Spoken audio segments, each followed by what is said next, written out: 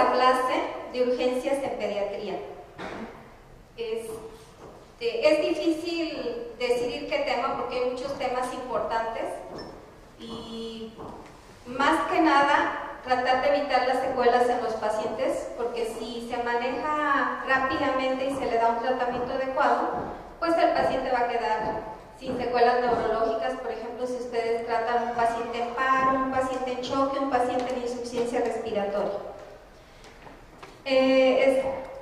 Les voy a hablar un poquito de urgencias y voy a ver si puedo darles lo de choque y lo de insuficiencia respiratoria, a ver si se puede en una hora, si no lo que alcancemos. La que sigue.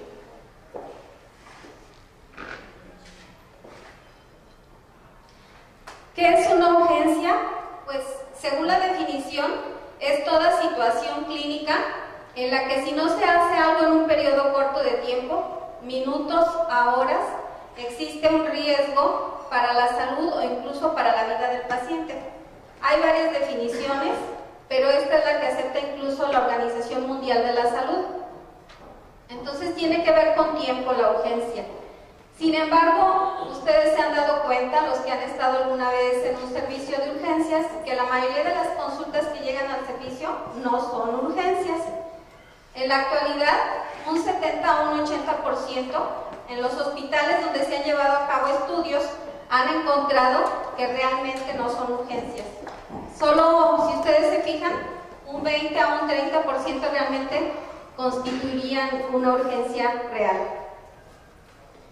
La definición tiene que ver mucho con conceptos como complejidad y con gravedad, pero tendríamos, por ejemplo, un paciente con un cáncer, como les acaba de hablar la doctora Correa, que es grave, pero quizás en ese momento no constituya una urgencia. Pero también puede ser que en un momento dado el paciente llegue con choque y que sí constituya una urgencia.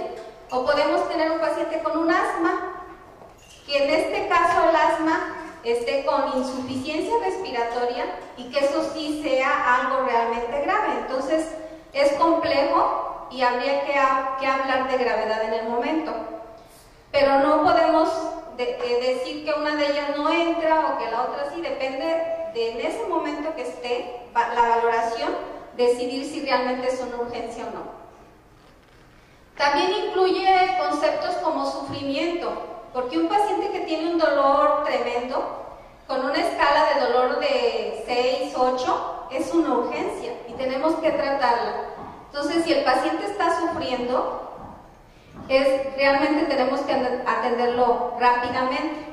La necesidad de una intervención rápida o las expectativas del paciente. Para lo cual nosotros tenemos que tener un triage. Yo creo que todos ustedes han oído hablar del triage. El triage es el proceso de valoración clínica básica que nos va a permitir a nosotros ordenar a los pacientes según el grado de urgencia. Vamos a tratarlos de atender por prioridad. ¿Quién es el que tiene más prioridad sobre otro? Y nosotros vamos a tener que clasificarlos para valorar el diagnóstico y el tratamiento. Hay muchas escalas de valoraciones, estas son las 5 que más se usan: la australiana, la canadiense, una en Manchester, todas son en pacientes adultos. No tenemos realmente un triage en pacientes pediátricos y todos los que se han hecho en los hospitales han sido basados en los triages de adultos. El nivel 1 de clasificación son los pacientes que requieren resucitación inmediata, con un riesgo vital inmediato, y el tiempo de atención debe de ser inmediato, no podemos hacerlos esperar ni segundos. Ejemplo de enfermedades de este nivel sería paro cardiorrespiratorio, estado epiléptico o un paciente que está convulsionando activamente, aunque no esté en estado epiléptico, un paciente en estado de choque, insuficiencia respiratoria aguda grave, un paciente en coma que no responde a ningún estímulo, un trauma craneoencefálico grave y un trauma mayor. El nivel 2 son situaciones de emergencia con un riesgo vital real. pero que se nos da un tiempo de atención menor de 15 minutos. Son pacientes con signos vitales alterados, como dificultad respiratoria o deshidratación grave con dolor intenso. El nivel 3 son situaciones urgentes de riesgo potencial. A lo mejor en el momento en que llegan no tienen un riesgo real, pero puede ser que evolucionen en pocos minutos hacia un riesgo potencial, que tienen estabilidad fisiológica. Eso quiere decir que sus signos vitales están dentro de lo normal, que van a requerir varias veces de explorarlos para hacer un diagnóstico o una terapéutica. Y el tiempo de atención debe de ser de menos de 30 minutos. Ejemplos de ellos son dificultad respiratoria, una deshidratación, pero moderadas, no graves. Las graves entran dentro del nivel 2, fiebre en un lactante menor, dolores moderados. El nivel 4 son situaciones poco urgentes, que son potencialmente serias y complejas, generalmente requieren de una exploración diagnóstica y o terapéutica, solo una sola. En el nivel 3 eran varias exploraciones diagnósticas y a lo mejor varios manejos. Y el tiempo de atención sería menos de 60 minutos. Y el nivel 5 son situaciones que no urgen. Generalmente no requieren ninguna exploración diagnóstica y o terapéutica. El tiempo de atención puede ser hasta de 2 horas e incluso pueden ser referidos a un primer nivel de atención. En cuanto a la evaluación que nosotros vamos a hacer, los que llevaron el curso de reanimación, a nivel mundial se acepta que nosotros debemos evaluar a nuestro paciente crítico. Vamos a evaluar, vamos a categorizar, a decidir y actuar. Siempre va a ser este círculo. Si yo en un momento dado me pierdo entre qué estoy haciendo, vuelvo otra vez a evaluar a mi paciente, a categorizar y a actuar. Para lo cual, nosotros tenemos que hacer varias evaluaciones. La evaluación general, que consiste, no necesitan más que sus oídos y sus ojos, no necesitan manos, se hace en 15 a 30 segundos y ustedes van a evaluar la apariencia del paciente, el trabajo respiratorio y la circulación. Entonces, en apariencia, si interactúa el paciente con el medio, si está moviéndose, si está consciente, etc. El trabajo respiratorio, si ven que tiene dificultad para respirar, si ven que se oye algún ruido al respirar, etc. Y en C, van a ver la coloración del paciente, si está sonrosado, si está moteada la piel, si está pálida, si está cianótica. Entonces no necesitamos más que nuestros oídos y manos y se hace rápidamente. Después de hacer la evaluación general, nosotros vamos a categorizar. Si es una situación de riesgo vital, dejamos de hacer todo lo demás y vamos a actuar. Quizás el paciente necesite ventilación con presión positiva, hay que ponerle oxígeno, hay que darle compresiones, etc. La evaluación primaria es el ABCDE. La vía aérea, si el paciente puede sostener la vía aérea o no, si su respiración está bien. En C, vamos a checar todos los signos vitales prácticamente en la evaluación primaria. En respiración, frecuencia respiratoria, si expande el tórax adecuadamente, simétricamente, ruidos, etc. En C, tensión arterial, llenado capilar, frecuencia cardíaca. En déficit neurológico, generalmente vamos a ver si el paciente responde a estímulos, si se mueve, si interactúa con el medio, etc. O incluso el Glasgow. Y examen sin ropa, si hay alguna erupción o tiene fiebre el paciente. En la evaluación secundaria sería la historia clínica del paciente, que vamos a hacer rápidamente con una neumotecnia que es sample. Exploración física orientada, incluso podemos medir glucosa al pie de la cama. En la evaluación primaria también incluye una oximetría de pulso para ver la saturación que el paciente tiene. Y ya finalmente la evaluación terciaria, que nos incluye exámenes de laboratorio, radiografías o algún estudio en especial que ustedes quieran realizar. Aquí vemos la evaluación general, les decía, es auditiva, visual, rápida. La evaluación primaria que vamos a ver prácticamente cómo está la función neurológica y cardiopulmonar. Y la secundaria, ensamble, la S nos va a decir signos y síntomas que el paciente tuvo previo a que se enfermara, si tiene alguna alergia conocida, si tomó algún medicamento previo, historia clínica previa, a lo mejor el niño era convulsionador previo, los líquidos y la última comida, y el origen de los eventos que llevaron a la enfermedad, y un examen físico rápido completo de los pies a la cabeza. En la terciaria les decía, exámenes de laboratorio y gabinete.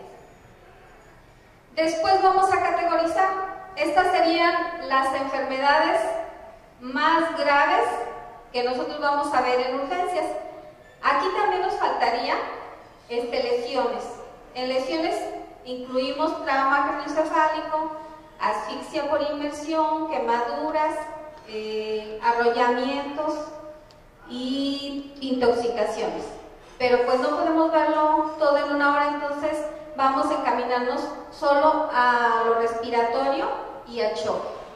Entonces, en cuanto a respiratorio, vamos a ver si el paciente está estable. Si el paciente está estable, tiene sus signos vitales normales, pero si tiene aumento del trabajo respiratorio, vamos a hablar de dificultad respiratoria, o si tiene insuficiencia respiratoria, y vamos a clasificarlo según el tipo en obstrucción de la vía aérea superior, obstrucción de la vía aérea inferior, enfermedad del tejido pulmonar o parenquimatosa y la pérdida del control de la respiración, que es a nivel de cerebro. En cuanto a lo circulatorio, vamos a ver si el paciente está en choque compensado o choque descompensado o hipotensivo, y luego la clasificación del tipo de choque, que son 4 principales: el hipovolémico, el distributivo, el cardiogénico y el obstructivo. O el paciente puede tener una mezcla de los dos, respiratorio y circulatorio. Son los pacientes que ustedes ven boqueando, que tienen frecuencias respiratorias de 8, de 10, que ven respirándolos como pececitos fuera del agua, y que su frecuencia cardíaca está bradicárdico. Entonces es más grave ver un paciente con bradicardia y con bradipnea que un paciente taquicárdico y taquimeico. Si está taquicárdico y taquimeico en el nivel 2, nos da oportunidad 15 minutos para hacerle algo, pero si el paciente está bradipneico y bradicárdico, está previo a paro cardiopulmonar.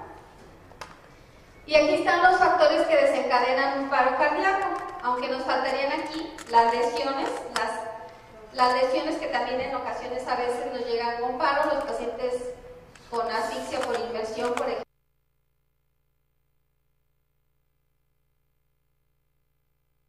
Los circulatorios, las arritmias, que realmente no son muchos pacientes los que tienen arritmia primaria, son pocos, pero que también nos pueden llevar a paro directo.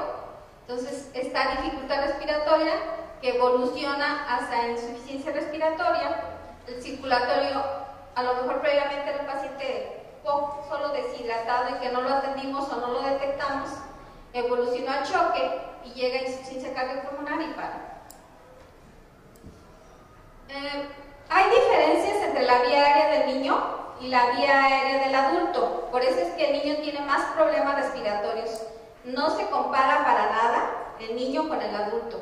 ¿Por qué? Porque tiene estrechamiento a nivel del cartílago cricoides, la laringe es más anterior y estrecha, la tráquea es más estrecha que en el adulto y la distensibilidad torácica es menor. De hecho, el niño tiene un consumo de oxígeno 2 veces más alto que el adulto. Entonces el niño rápidamente se deteriora, a diferencia del adulto, que les da tiempo a actuar a los urgenciólogos de adultos o a los intensivistas. El niño evoluciona muy rápido y uno tiene que actuar en minutos. Aquí ven otras diferencias anatómicas. De las más importantes son esta, que la del niño tiene forma de cono, con la base más estrecha hacia abajo. La del adulto casi es cilíndrica. Por eso los adultos se intuban con cánulas con globo, porque la parte más estrecha está en la parte de... Bueno, está casi igual. En cambio, en el niño, menos de 8 años los intubamos con cánula sin globo, porque no lo necesitan, porque tienen una parte estrecha a nivel del cartílago tiroides. Otra de las diferencias es la lengua. que en el niño está mucho más grande en relación con la cavidad oral. Entonces, si el paciente está inconsciente, la lengua se va hacia atrás y produce obstrucción. Por eso lo primero que tenemos que hacer es abrir la vía aérea, ¿sí? Si el niño está inconsciente. Si el niño está consciente, quizás nosotros lo podamos dejar que él adopte la posición que mejor le funciona para respirar. También la epiglotis es más estrecha, tiene forma de U, está protruida. La laringe está más alta, está a nivel de C3 y C4, en el adulto más o menos C5, C6. ¿La que sigue? Y aquí vemos la anatomía de la vía aérea. Por ejemplo, si yo tengo un paciente que tiene bronquiolitis o que tiene asma, si se dematiza, este es el diámetro normal, 4 milímetros. En el adulto a lo mejor 8 milímetros, por eso se intuban casi siempre con una cánula 7, 8. En el niño pues es chiquita, si se dematiza y aumenta a 1 milímetro de edema, fíjense lo que le causa, casi el diámetro se cierra, a diferencia del adulto. Entonces el niño le disminuye un 75% la luz de la vía aérea, en el adulto no, solo un 44%, por eso es que los niños vemos muchos con broncoespasmo y adultos casi no. Vamos a diferenciar entre dificultad respiratoria e insuficiencia respiratoria. La dificultad respiratoria es algo clínico, nosotros lo vamos a ver, vamos a hacer el diagnóstico, ¿sí? Entonces se caracteriza porque el paciente tiene signos de mayor trabajo respiratorio, le cuesta respirar, utiliza más oxígeno para respirar, utiliza los músculos accesorios de la respiración, tiene taquipnea. Normalmente nosotros vemos cómo respiran los niños y ni siquiera se ve casi que respiren, pero cuando un paciente tiene dificultad, hasta ven que se levantan las cobijitas o la ropita. Entonces tienen taquipnea o polipnea, aleteo nasal, abren las alitas de la nariz, emplean los músculos respiratorios accesorios como son los intercostales, se le va a hundir entre las costillas, pueden tener retracciones inspiratorias e incluso pueden llegar a quejido. El quejido es lo más grave, por eso salen los refranes. Ustedes han oído muchas veces que niño que se queja, niño que nos deja. Entonces, si oyen que el paciente tiene quejido, es una forma de autopep para mejorar la capacidad residual funcional y que tenga más oxigenación. Entonces, si oyen un niño quejarse, háganle caso porque ese niño está grave. Y la dificultad respiratoria le sirve como un mecanismo compensador para mantener el intercambio gaseoso. Entonces nosotros podemos tener niños con dificultad respiratoria que tengan un intercambio gaseoso normal, tienen una oxigenación de 100%, si ustedes le toman la gasometría, tiene una oxigenación adecuada y una PCO2 adecuada, pero a costa de todo este trabajo.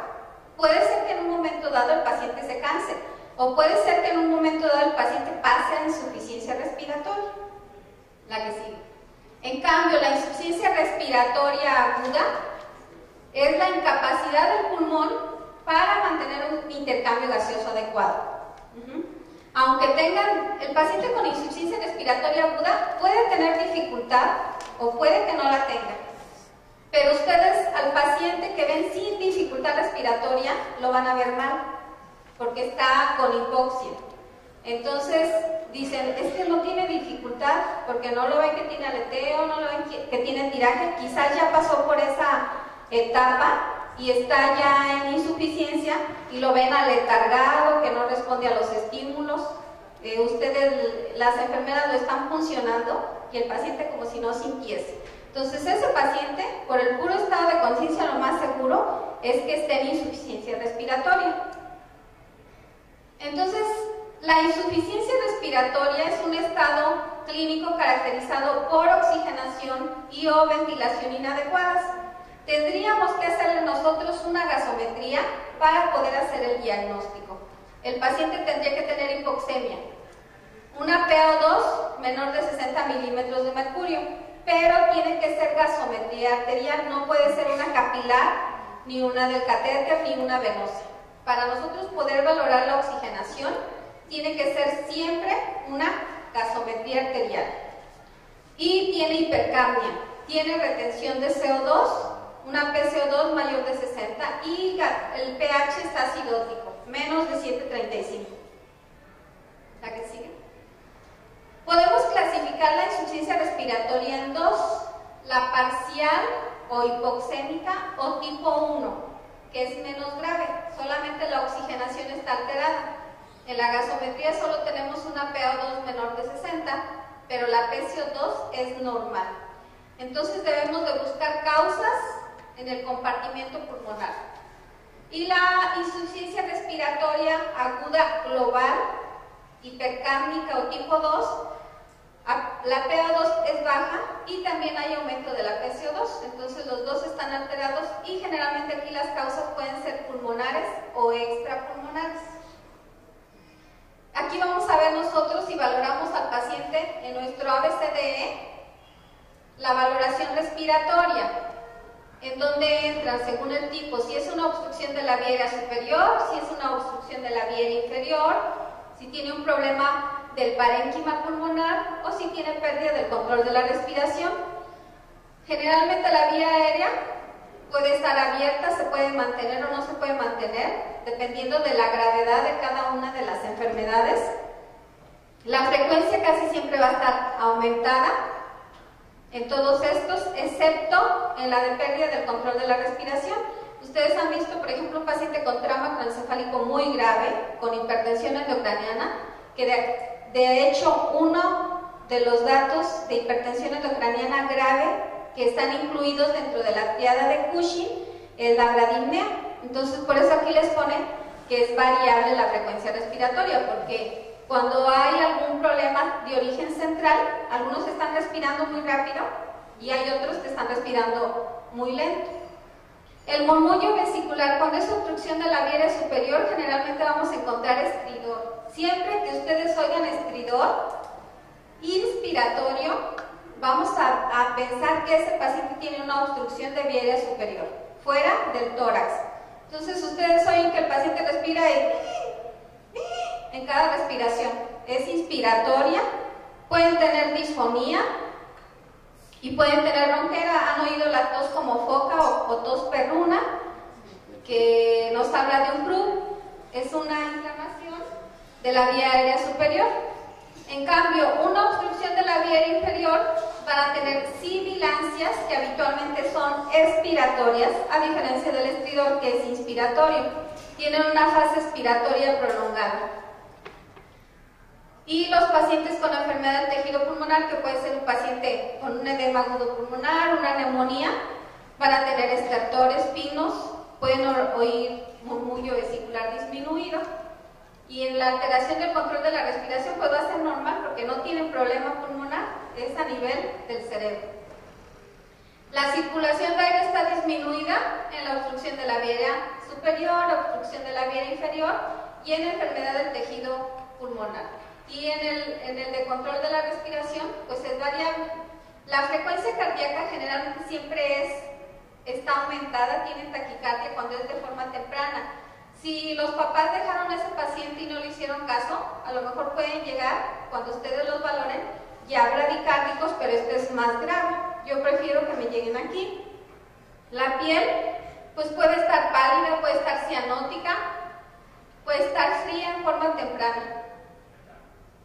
Y tardíamente encontramos cianosis. El nivel de conciencia, dependiendo del grado de problema que tenga, puede estar ansioso el paciente, agitado, puede estar letárgico, incluso falta de respuesta cuando ya está en insuficiencia respiratoria.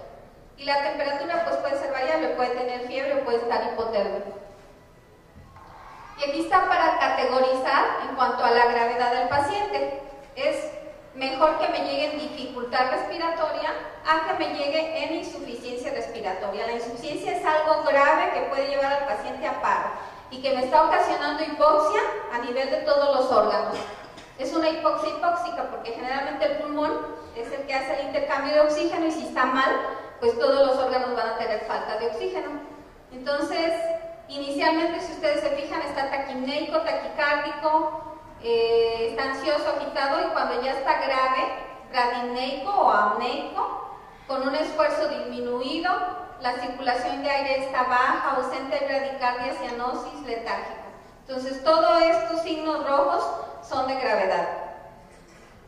Y los signos de alarma en insuficiencia respiratoria aguda, generalmente el estado mental puede ir desde agitación hasta coma, dependiendo de la hipoxia o la hipercapnia que el paciente tenga.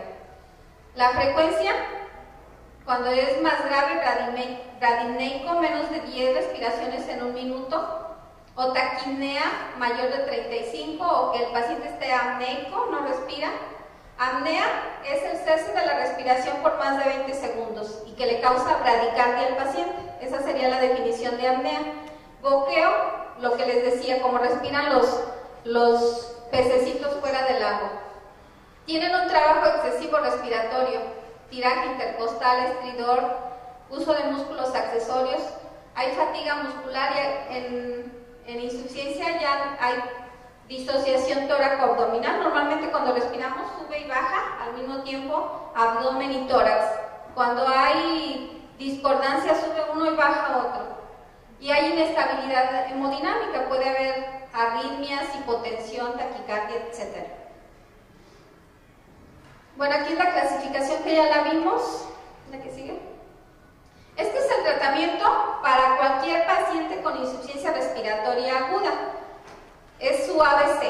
Vía aérea, abrir la vía aérea, ver la respiración y valorar el estado circulatorio, ver tensión arterial, frecuencia cardíaca, llenado capilar. A todo paciente crítico es su ABC, excepto cuando ya vamos a valorar o si el paciente está en paro cardiorrespiratorio, ahí sí es CAB, porque vamos a empezar primero con compresiones.